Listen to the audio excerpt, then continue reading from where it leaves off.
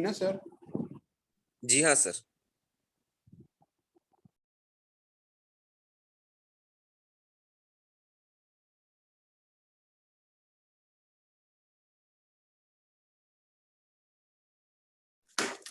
कुमार भारती कक्षा 9वीं।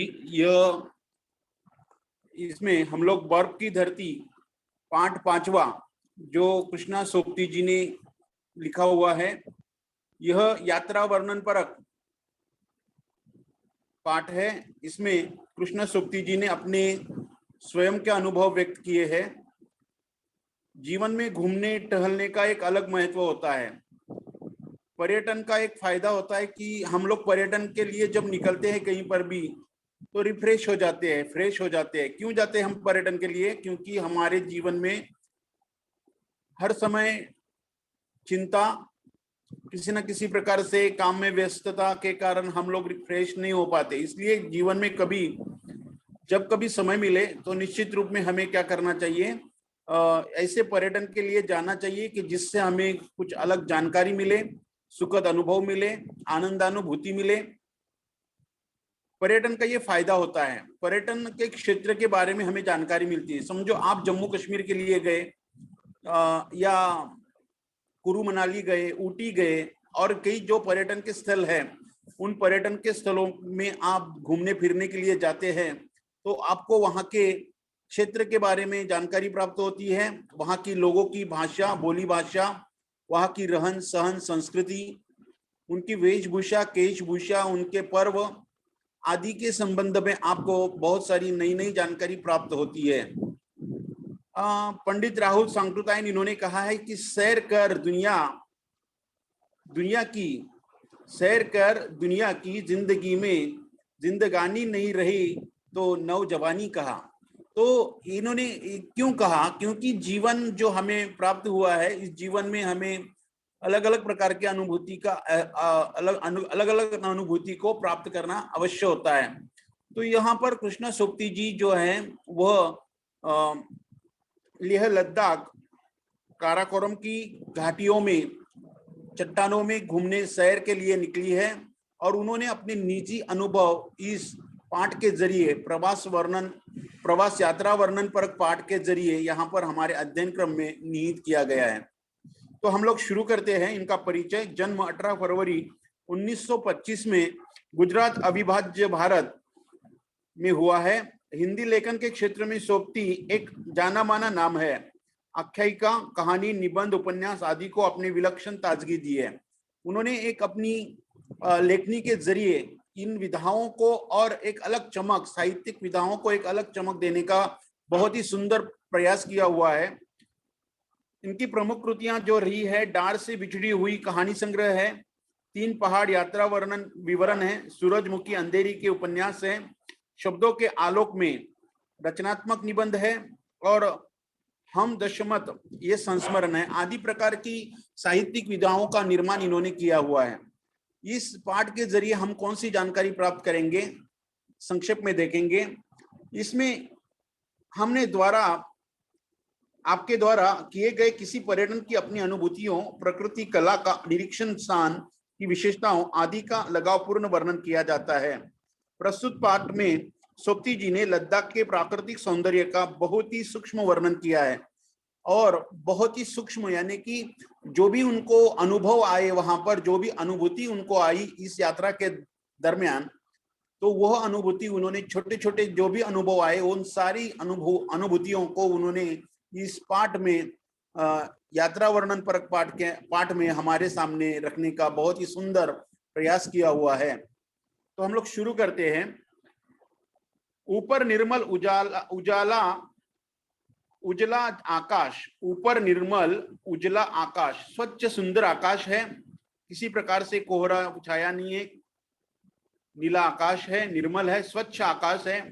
नीचे चांद की सी धरती और उस पर चलती मैं, और नीचे चांद की सी धरती, चांद की सी धरती यानी कि चारों तरफ जो बर्फ फैला हुआ है, और वो बर्फ के कारण लेखिका इस प्रकार का अनुभव करती है कि धरती जो है वो चांद के समान है, जैसे कि चांद इस ग्रह पर वो चल रही है। इस विशाल दृश्य का हिस्सा बहुत चारों तरफ जो है चांद की सी धरती, चांद के समान धरती का उन्हें अनुभव प्रतीत हो रहा है। मन ही मन रुचाओं के अब भावलोक को दोहराने लगती हूँ। रुचाओं, मन ही मन में रुचाओं का अर्थ यहाँ पर क्या होता है? जो वेद है, जैसे सामवेद, यजुर्वेद, अथर्ववेद, जो 4 वेद है, उन चारों वेदों में जो कुछ भी पंक्तियां लिखी गई है, उन पंक्तियों को भावलोक दोहराने लगती हूँ। जैसे कि मैं वो पंक्तियां मानो याद करने की कोशिश कर रही हूँ, लेकिन मन ही मन वो जो भी वेद है, वेदों की अनुभूति मैं यहाँ पर करना चाहती हूँ, वेदों को मैं याद करना चाहती हूँ। इस प्रकार से उनके मन के भाव वहां पर उमड़ आए हैं। धरती और आकाश की परिक्रमा करते 7 घोड़ों वाले रथ में तेजस्वी सूर्य, 7 तेजस्वी सूर्य, धरती और आकाश को परिक्रमा करने वाले 7 घोड़ों वाले रथ में तेजस्वी सूर्य, यानी सूर्य देवता है। सूर्य देवता जो है, वह सूर्य देवता अपने रथ पर विराजमान होकर जो 7 घोड़े हैं उनके, वह क्या कर रहे हैं? अलग दिशा में क्या कर रहे हैं? भ्रमण, परिक्रमा कर रहे हैं। परिक्रमा करना यानी कि क्या करना? परिक्रमा करना यानी कि चक्कर लगाना। धरती और आकाश को क्या कर रहे हो? चक्कर लगा रहे हैं। यशस्वी सूर्य हिमालय के शिखरों पर सदा सदा चमकते रहे। और ये यशस्वी, सफलता का जो सूर्य है, सफलता का जो सूर्य है, वो हिमालय के शिखरों पर सदा सदा चमकता रहे। इस प्रकार के भाव लेखिका के मन में आ रहे हैं कि सफलता सदा ही यहाँ हमें मिलती रहे, हमें अपनी ऊर्जा से भरते रहे। और ये सूर्य जो है हमें एक ऊर्जा प्रदान करता है, एक शक्ति, एक नवचैतन्य, उमंग का प्रभाव उनसे हमें मिलता है, और उसके कारण हमें एक नई चेतना प्राप्त होती है सूर्य के उजाले से, रोशनी से, सूर्य के किरण से। मैं उषा काल में इस पर्वतीय धरती पर चलते हुए ऋषियों के कुछ शब्द, कुछ पंक्तियां मूल में गुनगुनाना चाहती हूँ। अभी उषा काल जब होता है, यानी प्रातः काल जिसे हम लोग कहते हैं, सवेरा, और सवेरे में वहां पर जो ऋषि मुनि है, ऋषि मुनि अपने कार्य में जुट जाते हैं, साधना में जुट जाते हैं, ध्यान में जुट जाते हैं, और उनके कुछ शब्द, कुछ पंक्तियां जैसे रहते हैं सवेरे, जो ध्यान धारणा करते समय जिन वेदों का, जिन मूल मंत्रों का ध्यान धारणा करते समय वो गुनगुनाते हैं, उनको मैं क्या करती हूँ? उन पंक्तियों को, मूल पंक्तियों को गुनगुनाना चाहती हूँ। पर क्या हो रहा है? कुछ भी कंठस्थ नहीं है, याद नहीं है। वो मैं बोलना चाहती हूँ, लेखिका के मन में वो भाव आ रहे हैं, विचार आ रहे हैं, परंतु वो याद नहीं आ रहे उनको। वहां पर मैं खामोशी से मन ही मन कुछ अपना ही गुनगुनाती हूँ, और वह याद न आने के कारण अपने ही मन में जो भी पंक्तियां, जो भी शब्द, जो भी विचार आते हैं, कविता आती है, जो भी आता है, वो मैं क्या कर रही हूँ? गीत आता है तो वो मैं गुनगुनाती हूँ, गुनगुनाने लगी है लेखिका। तीनों लोक माना जाता है देवताओं के लोक का रंग श्वेत है। तीनों लोक माना जाता है कि देवताओं के लोक का रंग श्वेत है। 3 लोक कौन कौन से माने जाते हैं मालूम है आपको? एक स्वर्ग लोक जिसे हम आकाश कहेंगे, एक धरती लोक, और तीसरा पाताल लोक। धरती लोक पर मानवीय लोगों की वस्ती होती है, और नीचे जो पाताल लोक है वहां पर पाताल लोक में भी यानी कि धरती के नीचे का जो हिस्सा होता है वो पाताल लोक माना जाता है। इस प्रकार से 3 लोक है। तो ये जो देवताओं के लोकों का रंग श्वेत है, यानी सफेद है। धरती पर मानवीय लोकों का रंग लाल है। धरती पर मानवीय लोकों का रंग कैसा है? लाल है। धरती के नीचे पानी का पाताल लोक नीले रंग का है, और पाताल लोक का जो रंग है वो नीला है। आप लोगों को एक यहाँ पर प्रश्न निर्माण होता है द्वितीय और संजाल के माध्यम से, कि कौन से 3 लोक लेखिका ने बताए हैं। तो आपको बताना होगा कि देवताओं का लोक, धरती का लोक और पाताल लोक, कौन से 3 लोकों को मानकर वहां पर कौन से रंगों से रंगों के बारे में लेखिका जानकारी देती है। तो पहला है देवताओं का लोक श्वेत रंग, जिसे सफेद रंग कहेंगे। धरती का लोक मानवीय लोक का रंग, जो जिसे लाल रंग से जाना जाता है। और थल के नीचे, थल यानी जमीन के नीचे पानी का पाताल लोक जो है वो नीले रंग से जाना जाता है। अजीबो गरीब जगह है। अजीबो गरीब का अर्थ क्या होता है कि विचित्र, अनूठा, अलग। भारत का यह टुकड़ा लद्दाख, भारत का ये एक महत्वपूर्ण टुकड़ा है। महत्वपूर्ण लद्दाख जो है वह हमारे हिमालय की चोटियों श्रेणियों से लगकर है। हिमालय की श्रेणियों में बसा हुआ एक भारत का बहुत ही सुंदर और प्राकृतिक रूप से बहुत ही सुंदर तरीके से ये लद्दाख का इलाका, जहां चारों तरफ लद्दाख की चट्टानों पर बर्फ ही बर्फ के टीले पड़े होते हैं।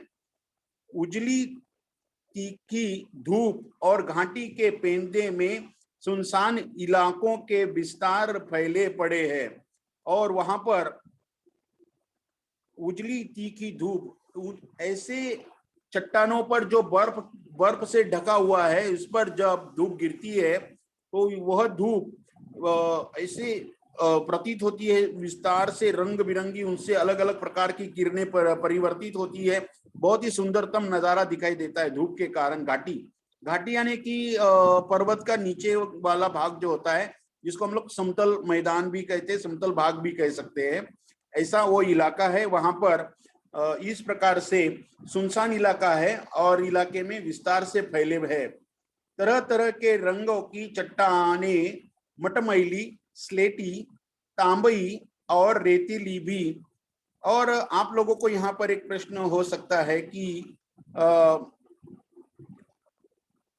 पर्वत का चट्टानों के रंग कौन कौन से हैं। चट्टानों के जो रंग है यहाँ पर कौन कौन से लेखिका ने बताए हैं, चट्टानों के कौन कौन से रंग यहाँ पर बताए हैं, तो आप लोगों को बताना होगा कि मटमैली, स्लेटी, तांबई, रेतीली, इस प्रकार के रंग बताए हैं।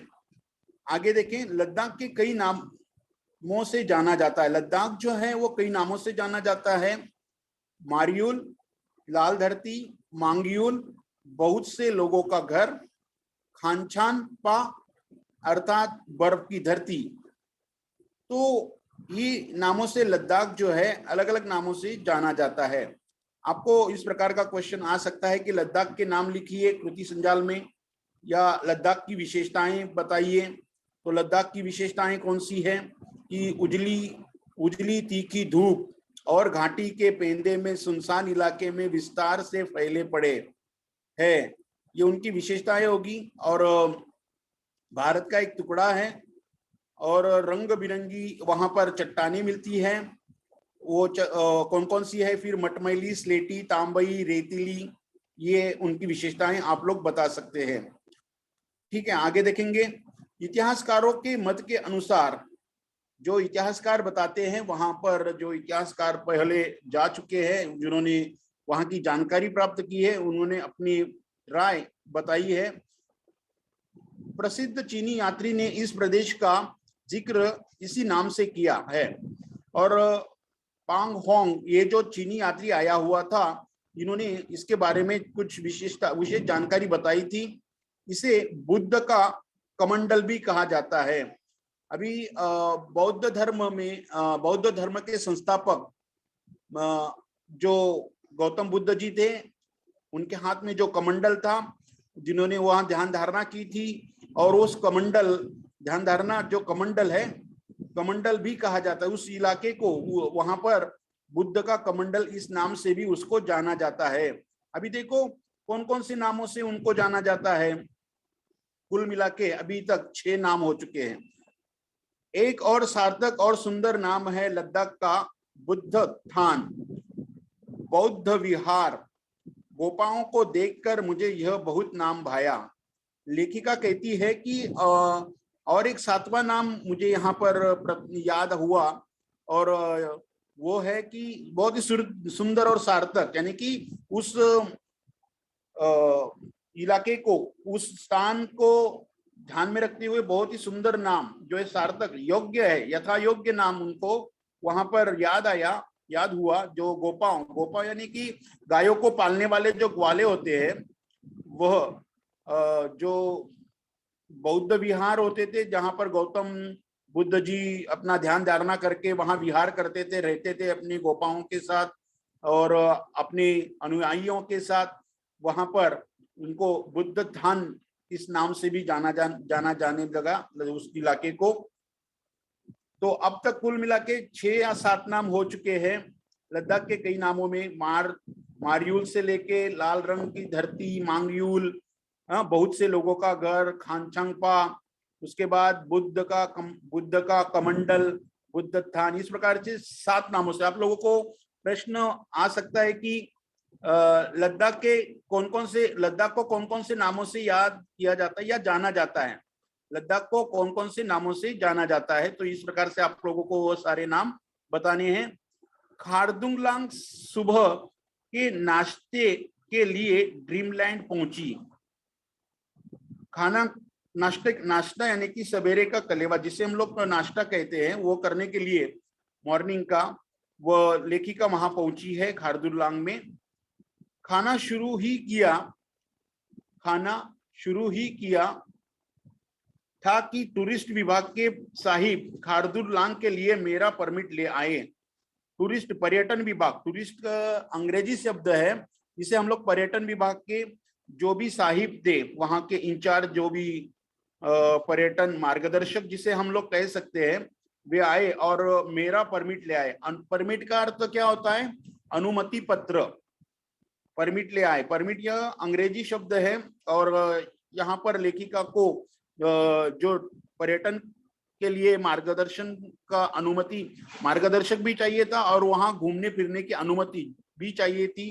तो उसके लिए जो पर्यटन विभाग के साहिब थे, वे मार्गदर्शक थे, वे उनका अनुमति पत्र लेकर आए। मैम, उन्होंने कहा, गाड़ी बाहर खड़ी है, आप जाने के लिए कितना वक्त लेगी? उन्होंने कहा कि मैम, गाड़ी खड़ी है बाहर और आप जाने के लिए कितना वक्त आपको और लगने वाला है? तो लेखिका कहती है, सिर्फ 10 मिनट। हाँ, लैंड रोवर में हम लोग कितने होंगे? लैंड रोवर एक गाड़ी है जो बहुत महंगी गाड़ी होती है और बहुत सुंदर गाड़ी है और इससे सफर करना बहुत एक अलग अनुभूति होती है। तो उन्होंने कहा 3, आप, मैं और ड्राइवर साहिब। और उन्होंने कहा कि आप होंगे, मैं हूं और ड्राइवर जो है जो गाड़ी चलाएंगे। नाश्ता ले, हम बाहर इंतजार कर रहे हैं। नाश्ता हो गया और वो हम बाहर यानी कि दोनों बाहर इंतजार कर रहे हैं। हमने नाश्ता खत्म किया और लंच के लिए 3 पराठे और 3 आमलेट ऑर्डर किए। और उन्होंने नाश्ता तो कर लिया था, लेकिन दोपहर में लंच करना था। दोपहर का खाना वहां पर मिलेगा नहीं, इसलिए उन्होंने क्या कर लिया, वहां खाने का प्रबंध यहीं से कर लिया कि 3 पराठे अपने साथ ले लिए और कुछ 3 आमलेट और 3 पराठे उन्होंने ऑर्डर कर दिए, बनवा लिए वहां से। थर्मस में पानी भरकर हम खारदुंगलांग के लिए निकले। अभी देखो वहां पर बर्फ, चारों तरफ बर्फ है, बर्फ ही बर्फ है, तो पानी जो है वो पानी वहां मिलने की संभावना कम है, इसलिए उन्होंने अपने पास थर्मस ले लिया जिसमें पानी थोड़ा गर्म करके रखेंगे, तो वह पानी का वहां जाने के बाद भी थोड़ा थोड़ा ठंडा हो जाएगा और वह पानी जैसे ऊपर ले जाएंगे तो ऊपर का जो पानी यहाँ वहां मिलता भी है पानी, तो वो पीने योग्य नहीं होगा, इसलिए लेखिका ने क्या कर लिया, पानी ले लिया थर्मस में। शहर से बाहर निकलते निकलते जैसे पहाड़ों की श्रृंखलाएं दूर होती गई। जैसे हम लोग शहर से निकले तो वहां से जो पहाड़ों की श्रृंखलाएं थी वो धीरे धीरे दूर होने लगी। लेह से खारदुंगलांग ग्लेशियर से पानमिक होते हुए काराकोरम तक पहुंचा। ग्लेशियर से खारदुंगलांग जो है, ग्लेशियर जो खारदुंगलांग का जो ग्लेशियर का इलाका जहां पर चट्टाने जो होती है, चट्टानों की जो चोटियां होती है वो पूरी तरह से बर्फ से ढकी हुई होती है, ऐसी चट्टानों की चोटियां का जो इलाका था वहां से हम काराकोरम तक पहुंचना जा सकता था। वहां से हम लोग काराकोरम की जो श्रेणियां हैं, काराकोरम पर्वतों की श्रेणियां, वहां तक पहुंचा जा सकता था। एकाएक लैंड रोवर रुकी। लैंड रोवर जो गाड़ी उन्होंने ली है, बहुत ही महंगी गाड़ी है, रुकी पहाड़ के निर्जन वीरानों में एक तंबू के सामने। ड्राइवर साहब ने परमिट दिखाया, और ड्राइवर थे, उन्होंने परमिट दिखाया कि हम लोगों ने अनुमति ली है और अनुमति लेकर हम लोग इस पर्यटन के लिए निकले हैं। और निर्जन वीराने में, जैसे कि लोगों से रहित इलाका, निर्जन वीराना यानी कि वहां बहुत सन्नाटा होता है, कुछ भी नहीं होता, ऐसा इलाका है वो। और तंबू यानी कि कपड़े का बना एक छोटा सा घर होता है, जो आप लोगों को मालूम होगा कि कपड़े का बना हुआ एक छोटा सा घर होता है जो कपड़े का बना रहता है। तंबू के सामने ड्राइवर साहब ने गाड़ी रुकाई थी, जहां पर जांच पड़ताल चल रही थी। रजिस्टर में एंट्री, एंट्री जो शब्द है वो अंग्रेजी शब्द है कि, और गाड़ी सन्नाटों को चिरती चढ़ाई पर सरकने लगी, और हम लोगों ने वहां पर अपना नाम जो था वो लिखा, एंट्री हुई उनके नामों की, और जैसे ही एंट्री हो गई और नाम दर्ज किए गए उन तीनों के, और ऊपर वे पर्यटन के लिए निकल गए। तो गाड़ी सन्नाटों को चिरती, बहुत ही सन्नाटा था, चारों तरफ सन्नाटा था, और सन्नाटे के बीच से गाड़ी निकली हुई है।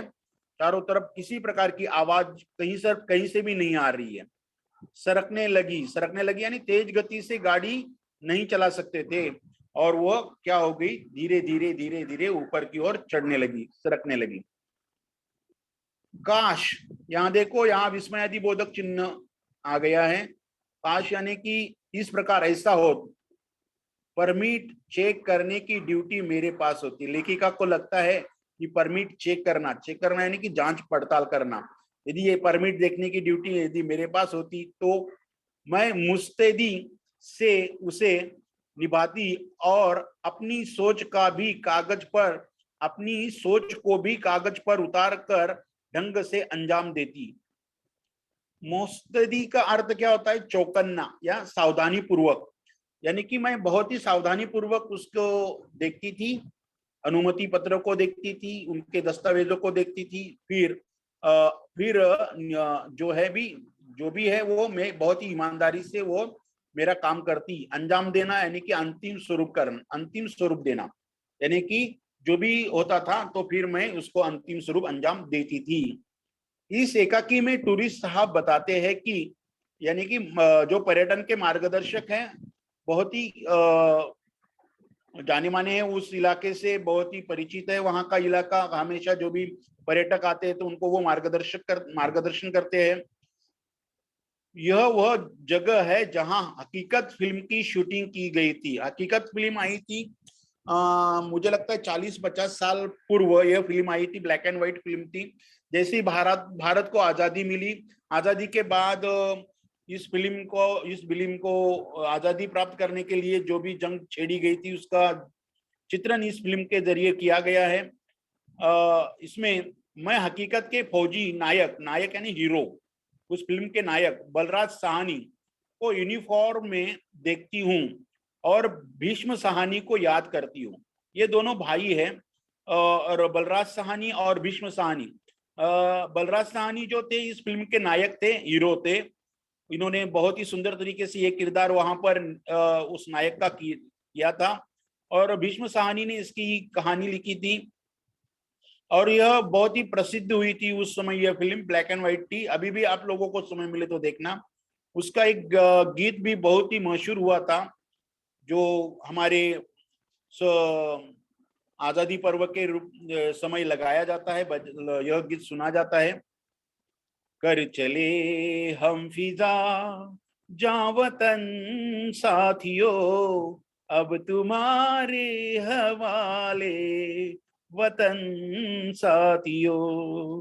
कर चले हम फिजा जा वतन साथियों, अब तुम्हारे हवाले वतन साथियों। ये जो गीत है उस समय आज भी हमारे स्वतंत्रता पर्वों के समय बजाया जाता है, लगाया जाता है, और बहुत ही अच्छा लगता है ये गीत देखे। आपको समय मिले तो जरूर ये फिल्म देखना। लगा इस सुनसान में हकीकत का शेर। वहां पर एक शेर था उस फिल्म में। लेखक किसी चोटी के पीछे से अब धड़क रहा है, और जब युद्ध चल रहा था तो वो ऐसा लग रहा था, ऐसा प्रतीत हो रहा था लेखिका को कि वो जो शेर है किसी चोटी के पीछे से आ रहा है। उस फिल्म में भी इस प्रकार का शेर दिखाया गया है। रोवर के पहिए चढ़ाई को माप रहे हैं और साथ साथ दौड़ रही है काली भूरी काली भूरी पर चट्टाने। और वहां पर काली भूरी की जो चट्टाने, कुछ जो पत्थर है कुछ काले हैं कुछ भूरे हैं, और वो चट्टाने हैं वहां पर उनके साथ ये इस प्रकार से माप रही है, देख रही है। आंखें वीराना देख देख परेशानी से ऊँघने लगी। आंखें वीराना यानी कि सब तरफ क्या है, कुछ भी दिखाई नहीं दे रहा है, वीराना है सब तरफ, यानी कि सन्नाटा ही छाया हुआ है, लोगों से रहित इलाका है। और ऊँघने लगी का अर्थ है कि नींद आना, झपकी आना। आपको कभी कभी पढ़ाई करते समय नींद आ जाती, आप ऊँघने लगते हो ना। गला सूखने लगा। दो चार पानी के घूंट लिए, दो चार पानी के घोट लिए उन्होंने, थर्मास लिया था उसमें पानी भरा हुआ था, उससे उन्होंने पानी पिया। बस इतना ही पानी है बेशकीमती, थोड़ा ही पानी बचा था। बेशकीमती का अर्थ होता है मूल्यवान, जिसको ई प्रत्यय लगाया है यहाँ पर। देखो बेश जो शब्द है उपसर्ग है, और कीमती जो शब्द है वो प्रत्यय है। ई का प्रत्यय बेश कीमती, बेश कीमती। तो ये जो यहाँ पर बेशकीमती यानी मूल्यवान जो है, पानी जो है वो बहुत ही मूल्यवान है, हमारे लिए भी पानी मूल्यवान होता है। और वहां लेखिका के पास तो थोड़ा ही बचा हुआ था। एक लंबी चढ़ाई के बाद टीन की छत वाला, टीन की छत वाला यानी कि पतरा, टीन यानी पतरा, जो लोहे का पतरा होता है, छत वाला लंबा शेड, बहुत लंबा गोदाम जिसे हम लोग कह सकते हैं। जरूर कोई सरकारी गोदाम होगा, जरूर कोई वो क्या होगा, लंबा जो गोदाम है जिसमें सामान रखा जाता था वहां पर पर्यटन के लिए आने वाले लोगों का, जो सरकारी गोदाम होगा, ऐसा अनुमान कौन लगा रही है, लेखिका लगा रही है। चढ़ाई में कई मोड़ आए। पथरीले नंगे पहाड़ों की श्रृंखलाएं, लेह की पीठ का पठार है खारदुलांग। और जब कई श्रृंखलाओं को पार करते हुए लेह की ओर बढ़े, लेह की पीठ का पठार है खारदुलांग। लेह की जो पीठ है उसका उनका पीठ का समतल मैदान, जिसको हम लोग कह सकते हैं खारदुलांग है। खारदुलांग जिसे खरदुला भी कहते हैं। खारदुलांग को और कौन से नाम से जाना जाता है, आप लोगों को पूछा जा सकता है, तो उसको खरदुला भी कहते हैं। हम मंडित हिम मंडित ग्लेशियर की चट्टानों का जो शिखर है वो ग्लेशियर है, जैसे कि बर्फ से ढका हुआ इलाका। लेह के पिछवाड़े से निकलते ही पहाड़ों के हल्के रंग गहरे होने लगते हैं। लेह से जैसे लेह के पिछले वाले साइड में जैसे निकलने लगे तो उनको ऐसा प्रतीत होने लगा कि पहाड़ों का जो रंग है वो रंग थोड़ा गहरा होने लगा है। जैसे गहरा इस प्रकार से उन्होंने देखा, भूरे ग्रे और स्लेटी पहाड़ों को आकाश की नीलाहट, नीले रंग के पहाड़ जिसे हम लोग कह सकते हैं। अजीब पथरीलेपन, अजीब यानी कि अलगपन, पथरीलापन जो है कि जो सामान्य रूप से सामान्यतः हम लोग जो पत्थरों को देखते हैं ऐसे पत्थर नहीं है, कुछ अलग टाइप के पत्थर वहां पर दिख रहे हैं। पथरीलेपन में दमकाने लगती है। इतनी ऊंचाई पर किरणें ऐसी चमकती है कि अपनी गर्मी से बर्फीली नदी नालों के पानी को सोख लेती है। नालों, बर्फीली नदी जो है वो नालों के पानी को क्या कर रही है, सोख ले रही है, यानी कि वो पानी अपनी ओर खींच ले रही है। पानी का गीलापन धूप की तेजी से भाप बनकर उड़ता चला जा रहा है। और वो जो पानी जो है वो गर्मी के कारण, सूरज की किरणों के कारण पानी गर्म हो रहा है और भाप से वो उड़ जा रहा है, उसकी भाप बनकर निकल जा रहा है। चढ़ाई पर धीमी चाल से गाड़ी आगे सरकने लगी। चढ़ाई जैसे आती है तो गाड़ी धीरे धीरे चलने लगती है, स्पीड में नहीं चला सकते हैं। चढ़न जब आती है तो उसमें उस समय गाड़ी धीरे धीरे चलने लगती है। गाड़ी लगभग सड़क के किनारे है। मैं नीचे की ओर देखने में झिझकती हूँ। जैसे ऊपर से जब नीचे देखा जाता, इतनी ऊंची चोटी से जब मैं नीचे देखती हूँ कि अगर इतने ऊंची से गिरी तो होगा पूर्ण विराम। झिझकना, डरना, वो झिझक कर, डर डर कर या संकोच करके जिसे हम लोग कह सकते हैं, ऊपर से नीचे देख रही है, ऊंची चट्टान से नीचे की ओर देख रही है और मनी मन ऐसा विचार कर रही है, यदि यहाँ से मैं गिर जाऊं तो जीवन का पूर्ण विराम यानी मृत्यु। इतनी ऊंची चोटी से कोई गिरता है तो उसके जीवन को पूर्ण विराम ही मिलेगा, यानी मृत्यु ही मिलेगी। अगले मोड़ पर आसमान पर जुड़ा एक सीमेंट का दरवाजा नजर आया। जैसे अगला मोड़ लिया गाड़ी ने तो एक सीमेंट का दरवाजा नजर आया। जी हाँ, अब हम इसी में से गुजर कर ऊपर जा रहे हैं और उस सीमेंट के दरवाजे को पार करके, लांग करके वो उस तरफ जा रहे हैं। वहां रका हिम शिखर, बर्फों से ढका हुआ शिखर खारदुरलांग, और उन्होंने वो जो लांगा दरवाजा तो उनको सामने एक बड़ा हिम शिखर दिखा जिसको खारदुरलांग कहते हैं। बर्फ का पहाड़, चारों तरफ बर्फ ही बर्फ, पहाड़ पर ताजा बर्फ नहीं, पहाड़ पर ताजा बर्फ नहीं, कड़ी बर्फ का पहाड़ है। कड़ी, एक कई परतें इसके ऊपर बर्फ की जमा हो चुकी है, इतना बड़ा बर्फ का पहाड़ है। बर्फ ही बर्फ, बर्फ ही बर्फ, बर्फ बर्फ बर्फ, इससे कहते हैं ग्लेशियर। जो एक के ऊपर एक इस प्रकार की बर्फ की परतें जमा हो चुकी है तो इसे क्या कहेंगे? ग्लेशियर। जो चांदी के समान प्रतीत हो रहा है दूर से, बहुत ही सुंदर नजारा है, जो बहुत ही सुंदर। जो आप लोगों ने कई फिल्मों में देखा होगा कि यहाँ पर कई सारे फिल्मों की शूटिंग भी की जाती है तो वो बहुत ही सुंदर दिखते हैं। इसे चट्टान जो है बर्फ से घिरे हुए है, ग्लेशियर से बने हुए है। बर्फ पर चलते हुए फिसलन, बर्फ पर चलते हुए फिसलने लगते हैं, बर्फ से पैर फिसलने लगता है, फिसलन तैयार हो चुकी है। मैंने जूते उतार लिए हैं, मोजे पहनने पहनने ही संभल कर चल रही हूँ। जूते उतार लिए, जूते क्यों उतार लिए? क्योंकि फिसलने का डर है लेखिका को, और उन्होंने वहां पर मोजे पहन लिए क्योंकि पैरों को ठंडक ना लगे, पैर ठंडे ना हो जाए। टूरिस्ट साहब यानी पर्यटन के मार्गदर्शक जो है वो कहते हैं, आइए आपको एक चट्टान दिखाते हैं जो बर्फ से ढकी है। एक बड़ी चट्टान दिखाता हूं मैं, और जो बर्फ से कई परतों के कारण ढकी हुई है, वो मैं दिखाता हूं। उसके नीचे पथरीला खेत है, उसके नीचे पथरीला क्या है? खेत है। यहाँ एक न एक कैलेंडर देवी देवताओं का टंगा रहता है, और वहां पर किसी ना किसी प्रकार से वहां पर क्या लगा रहता है? देवी देवताओं का कैलेंडर जो है, देवी देवताओं का चित्र का कैलेंडर टंगा रहता ही है। वैसे यहाँ के तूफानी अंधड़ में तो कार भी उड़ सकती है, इतनी तेज तूफान आता है, तूफानी ई प्रत्यय लगाए यहाँ पर, तो इतना तूफान आता है तो अंधेड़ में यानी हवा की झोंके में इतना बड़ा हवा का झोंका आएगा कि कार भी उड़ने की संभावना हो सकती है, कि इतनी तूफान में इतनी ताकत होती है। कैलेंडर से कैसे, फिर उन्होंने एक प्रश्न किया, कैलेंडर कैसे टिके रहते हैं? जब कार उड़ सकती है तो कैलेंडर कैसे वहां पर टिके रहते हैं? वो नहीं उड़ सकते क्या? यह अचरज ही है, यह आश्चर्य की बात है।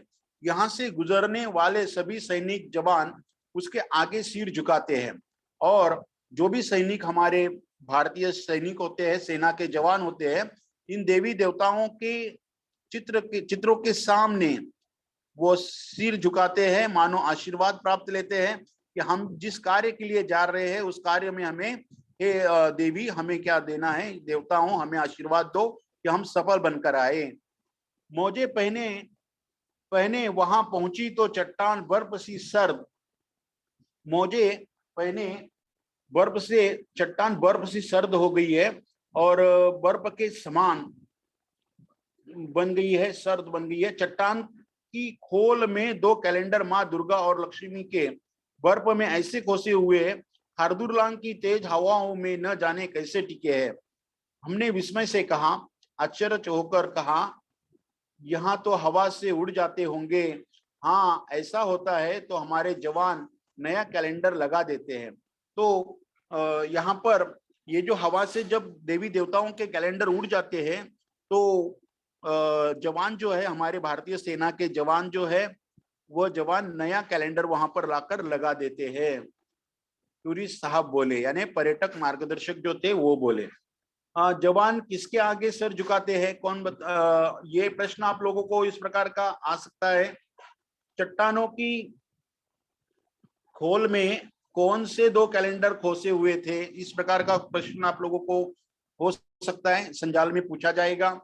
चट्टानों के रंग कौन कौन से थे, लद्दाख को कौन कौन से नामों से जाना जाता है, लद्दाख के नाम बताइए, लद्दाख की विशेषताएं बताइए। इस प्रकार के प्रश्न आप लोगों को पूछे जा सकते हैं। यहाँ तक हम लोग रुकते हैं। अभी आप में से किसी को कुछ प्रश्न है तो आप अवश्य कीजिए।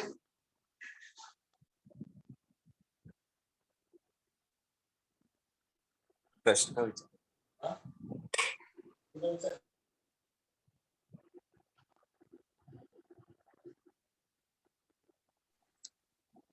आलोक, अपना माइक अनम्यूट करो और सर से प्रश्न पूछो, जो भी डाउट है आपके। रेज हैंड किया है आपने।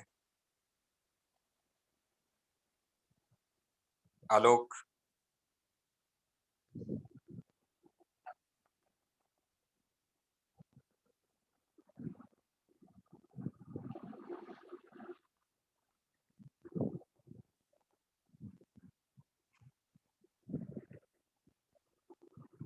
मोना सिंह,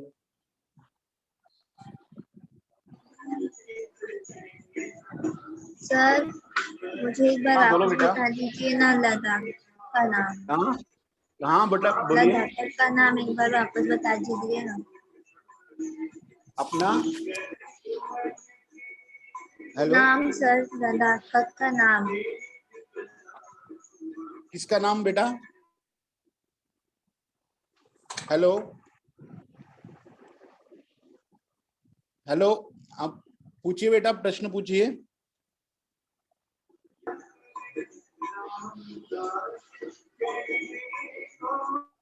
सर मुझे एक बार वापस बता दीजिए ना, लद्दाख का नाम। किसका नाम बोल रहे हैं बेटा आप? लद्दाख का नाम पूछ रही है सर वो। हाँ, लद्दाख के नाम, लद्दाख के कौन कौन से नाम है?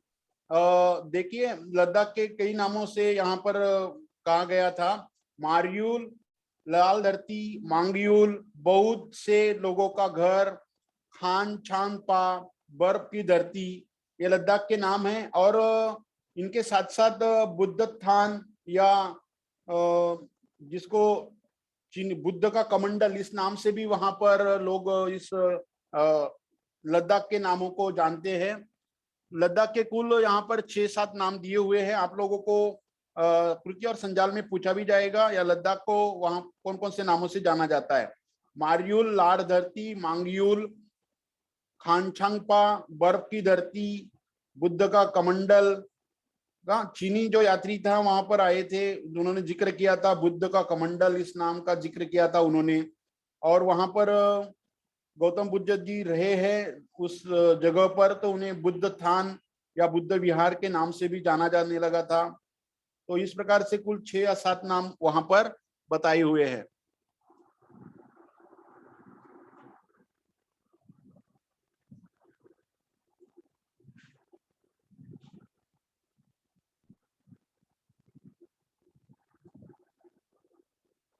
सर समय हो गया है, आप एंड कर दीजिए सर।